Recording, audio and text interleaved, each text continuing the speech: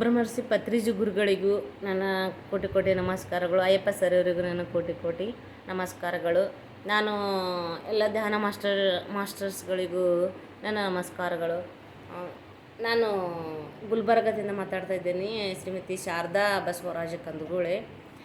ನಾನು ಧ್ಯಾನ ಮಾಡ್ತಾಯಿದ್ದು ಈಗ 10 ತಿಂಗಳಾಯಿತು. ನಾನು ಇಂಡಿಯನ್ ಚಾಲೆಂಜ್ ಲೆವೆಲ್ 1 ಕಂಪ್ಲೀಟಾಗಿ ಮಾಡಿದ್ದೀನಿ. ಅದರಲ್ಲಿ ನನಗದು ಮಾರ್ಚ್ 15ನೇ ತಾರೀಕು ಅಯ್ಯಪ್ಪ ಸರ್ ಸ್ಟಾರ್ಟ್ ಮಾಡಿದ್ರು. ನನಗೆ ಗೊತ್ತಾಗಿದ್ದು 18ನೇ ತಾರೀಕು ಗೊತ್ತಾಗಿದ್ದು. ನಾನು ಅವತ್ತೇ ಸ್ಟಾರ್ಟ್ ಮಾಡಿದೆ. ಹಾಗೆ ಅಲ್ಲಿಂದ ಹಲವಾರು ಎಕ್ಸ್ಪೀರಿಯೆನ್ಸ್ಗಳನ್ನು ನಾನು ಕಂಡಿದ್ದೇನೆ ಅಲ್ಲಿ.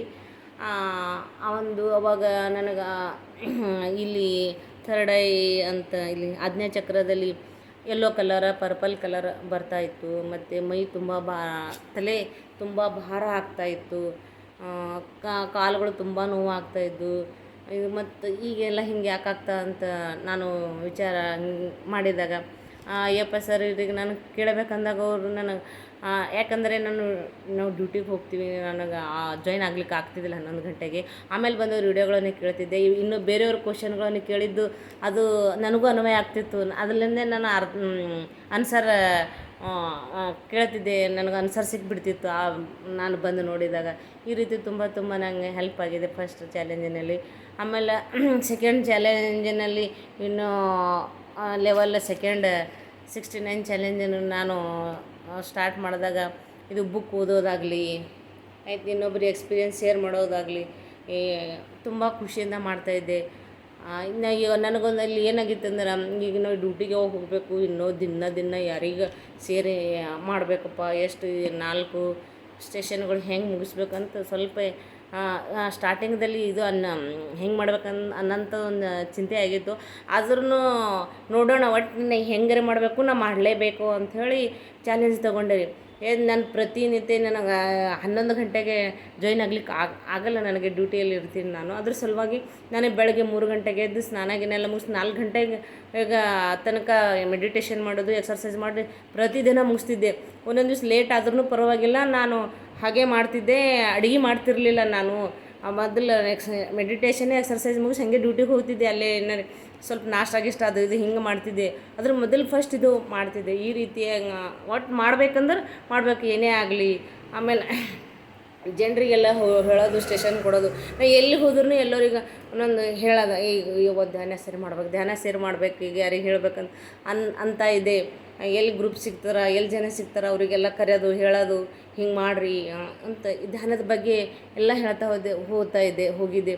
ಮತ್ತು ಶಾಲೆಗಳಿಗೆ ನಮ್ಮ ಶಾಲೆ ಮಕ್ಕಳಿಗಾಗಲಿ ಮತ್ತು ಬೇರೆ ಶಾಲೆ ಮಕ್ಕಳಿಗೆಲ್ಲ ಹೋಗಿ ನಾನು ಗೌರ್ಮೆಂಟ್ ಸ್ಕೂಲ್ಗಳಿಗೆ ಧ್ಯಾನ ಹೇಳ್ಕೊಟ್ಟಿದ್ದೀನಿ. ತುಂಬ ಖುಷಿ ಆಯಿತು. ಮಕ್ಕಳು ತುಂಬ ಖುಷಿಯಿಂದ ಕೇಳಿದ್ರು. ಅವಾಗ ನನಗೆ ತುಂಬ ಎಲ್ಲರೂ ಹೀಗೆ ಹೇಳಬೇಕು ಅಂತಕ್ಕಂಥ ಒಂದು ಧೈರ್ಯ ನನ್ನ ಬಳಿ ಬಂತು. ನಮ್ಮ ಟೀಚರ್ಸ್ ಮೀಟಿಂಗ್ ಇದ್ದಾಗೂ ಸಹ ನನ್ನ ಮೀಟಿಂಗ್ನಲ್ಲಿನೂ ನಮ್ಮೆಲ್ಲ ಟೀಚರ್ಸ್ಗಳು ಗ್ರೂಪಿಗೆ ಹೇಳಿದ್ದೀನಿ. ಬೇರೆ ಸ್ಕೂಲಿಗೆ ಹೋದಾಗ ಅಲ್ಲಿ ಹೇಳಿದ್ದೀನಿ. ಎಲ್ಲಿ ಹೋದ್ರೂ ನಾನು ಧ್ಯಾನ ಹೇಳೋದು ಮಾಡ್ತಾಯಿದ್ದೆ. ತುಂಬ ಖುಷಿ ಆಗ್ತಿತ್ತು. ಒಂದೊಂದು ದಿವ್ಸ ಬುಕ್ ಓದೋಕ್ಕೆ ಸ್ವಲ್ಪ ಲೇಟ್ ಮಾಡಿದ್ರೆ ನಮ್ಮ ಗ್ರೂಪ್ ಲೀಡ್ರಿಗೆ ನಾವು ಕೋಟಿ ಧನ್ಯವಾದ ಹೇಳ್ತೀನಿ. ಯಾಕಂದರೆ ಅವರು ನಾವು ಏನಾರು ಒಂದು ಸ್ವಲ್ಪ ಬಿಟ್ಟಿದ್ರೆ ನಮಗೆ ಬಿಡಕ್ಕೆ ಬೀಳ್ತಿರಲಿಲ್ಲ. ಇಲ್ಲ ಮಾಡಿ ಮೇಡಮ್ ತುಂಬ ನಯವಾಗಿ ಹೇಳ್ತಾಯಿದ್ರು. ಅವ್ರು ಆ ರೀತಿ ಹೇಳೋದ್ರಲ್ಲಿಂದ ನಮಗೆ ಮಾಡೇಬೇಕಪ್ಪ, ಎಷ್ಟೊಂದು ಕಾಳಜಿಲಿಂದ ಹೇಳ್ತಾರೆ ಅಂಥೇಳಿ ನಾವು ಅದು ಎಷ್ಟು ಲೇಟ್ ಆದರೂ ಪರವಾಗಿಲ್ಲ ಮಾಡಿ ನಾವು ಅದು ಒಪ್ಪಿಸ್ತಿದ್ದೀವಿ. ಯಾವುದಾದ್ರು ಎಕ್ಸ್ಪೀರಿಯೆನ್ಸ್ ಇರಲಿ. ಮತ್ತು ಹಾಡೋದು ಹೆಂಗೆ ಬರ್ಲಿಕ್ಕೆ ಪ್ರಾಕ್ಟೀಸ್ ಮಾಡೋದು.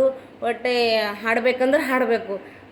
ಯಾವುದೂ ಮಿಸ್ ಮಾಡ್ತಿರಲಿಲ್ಲ ನಾನು. ಹಾಗೆ ಪ್ರತಿಯೊಂದು ಡ್ಯೂಟಿಗೆ ಬಂದು ಎಲ್ಲ ಕಂಪ್ಲೀಟ್ ಮಾಡಿ ಕಳಿಸ್ತಿದ್ದೆ. ಅದೊಂಥರ ನನಗೆ ಖುಷಿ ಆಗ್ತಾಯಿತ್ತು.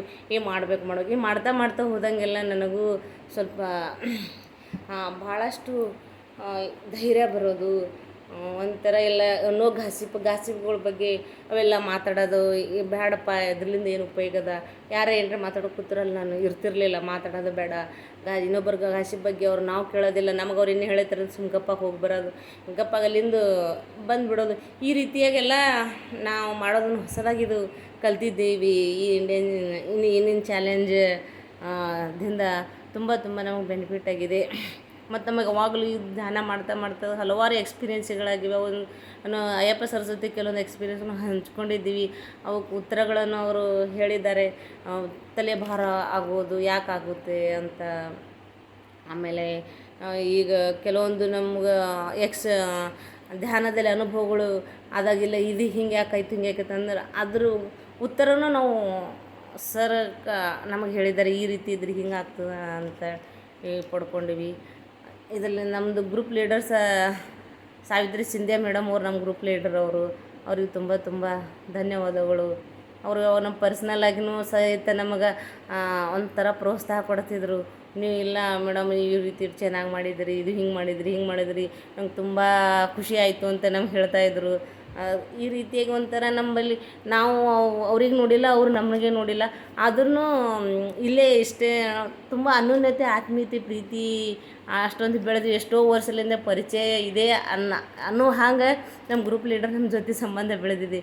ಈ ರೀತಿ ಒಂದು ಧ್ಯಾನದಿಂದ ನಮಗೆ ಎಲ್ಲಿಂದ ಸಂಬಂಧ ಬೆಳೀತಾ ಇದೆ ಅಂತ ನನಗೆ ತುಂಬ ಸಂತೋಷ ಆಗಿದೆ. ಅವರಿಗೆ ತುಂಬ ತುಂಬ ಥ್ಯಾಂಕ್ಸ್ ಸಾವಿತ್ರಿ ಸಿಂಧ್ಯಾ ಮೇಡಮ್ ಅವರಿಗೂ.